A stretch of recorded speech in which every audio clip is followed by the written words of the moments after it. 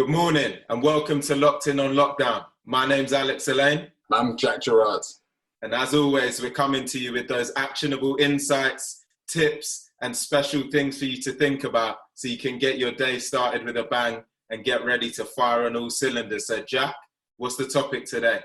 Today, we're talking about structuring your day and how to make the most of your day.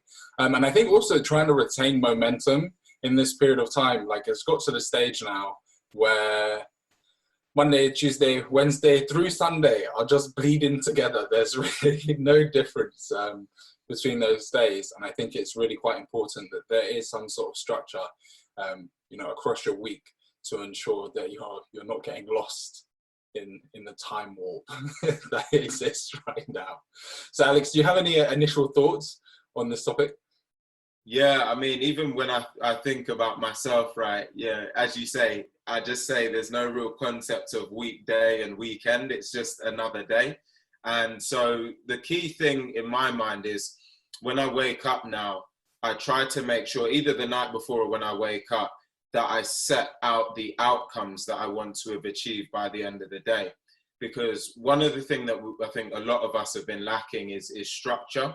And sometimes it is quite difficult. I have to admit, I've experienced this where, I try to set out time blocks to do certain things in certain times. But the reality is life happens, whether you get an important phone call or a family member or a FaceTime, whatever it is, and you get derailed.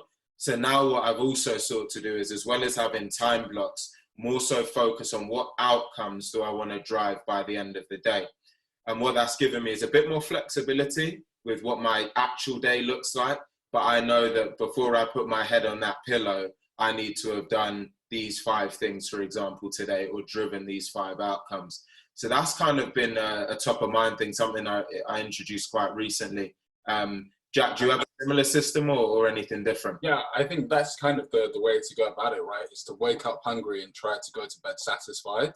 And for me, I've realized that, the day doesn't play out the way that it used to. So I have having to adapt around it, which is actually working out to be, it's all right in my opinion. I do find that I am working a lot longer hours, but I'm not being as stringent or strict in terms of the exact process in which I need to complete things. And I guess one of the main reasons why I'm doing that as well is because I still, obviously, being locked in the house, I want to give myself as much mental freedom as possible. And especially when you're trying to create new things, if you are developing a business like I am, it's very important to make sure that you're allowing your mind to have that space to be able to wander and to not be so strict and so stringent that you're not able to come up with new and creative ideas.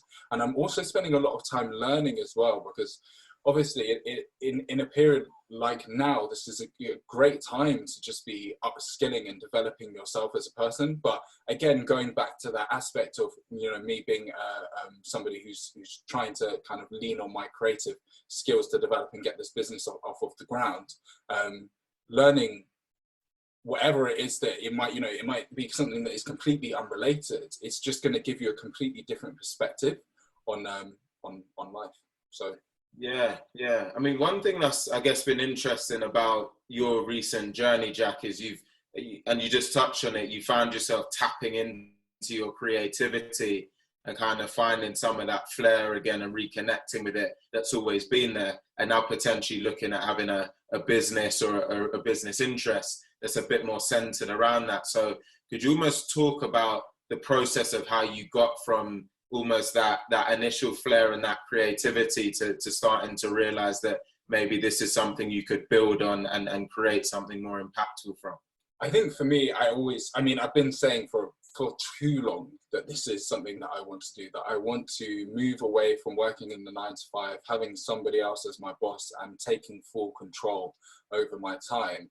And with the present situation, I am in full control of my time and I'm not working for anybody else.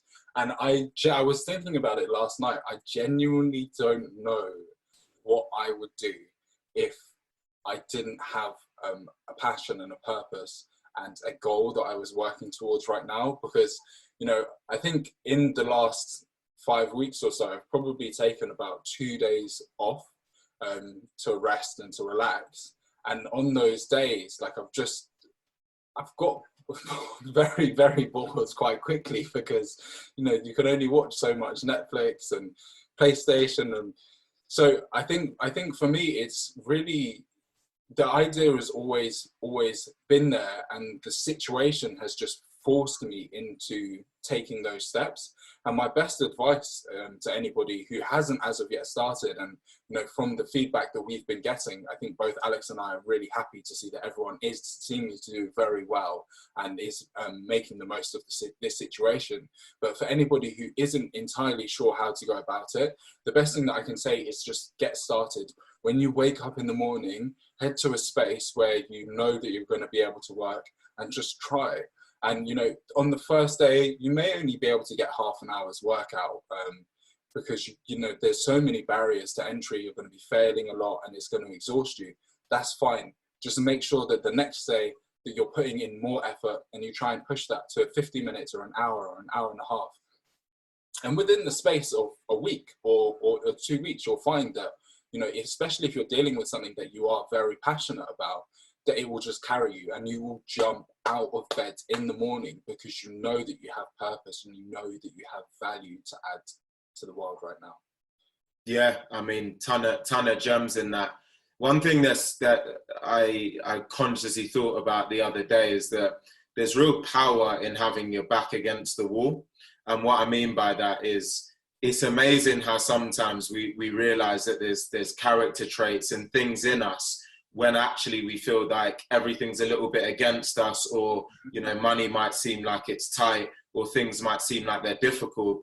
I've come to learn that sometimes that is something you should really embrace, because when your back is against the wall, the creativity that you have to demonstrate, the work rate that you have to put in, and the kind of energy systems that you have to tap into are something that sometimes you don't even realize are there. And I recently kind of decided that, you know, I really wanted to reconnect with that underdog mentality I had. You know, some of you guys might remember me telling my story, and, you know, Jack commented on that kind of passion and energy that he felt. And for me, there was so much power in even just telling that story again. And I came off that day and I kind of reconnected with that underdog mentality when I felt my back was against the wall. I'd lost everything. I didn't really have any prospects and everyone had written me off. But that was actually me in one of the best modes I've ever been in, because it was fight or flight. But that fight or flight meant that I was going to fight, right? And I was going to go there. So what I'm not doing is encouraging yourself to, you know, get yourself in a panic state or a frustrated state and try and force yourself there. But what I would say is, if you're in a situation where things feel like they're a little bit on top in one way or another, learn to get comfortable there, because the characteristics that you're going to portray off the back of it are probably going to be the thing that make you one of the geniuses, or one of the people that come out of this phase as being the, you know, the next entrepreneur, or having achieved some form of greatness. Yeah, I agree. You know, I think in all of us, we have that innate drive to survive. And in, you know, the current climate and the world that we live in, it's kind of difficult for that to be expressed in its natural form, but it will come out in terms of business or in your career, or even just in you manifesting the very best version of yourself. So leverage the situation. I think people are doing it already, but, you know, let's keep pushing, let's keep striving, let's come out of this situation better than we went into it. Do you have any thoughts, Alex, to close? No, I think, as you said, it seems like people are firing hard. So all I can say is keep firing and stay on it. You know, now's the time to stay focused and make things happen. So on that note, I think we'll look to sign out. Stay locked in. See you next time. Take care.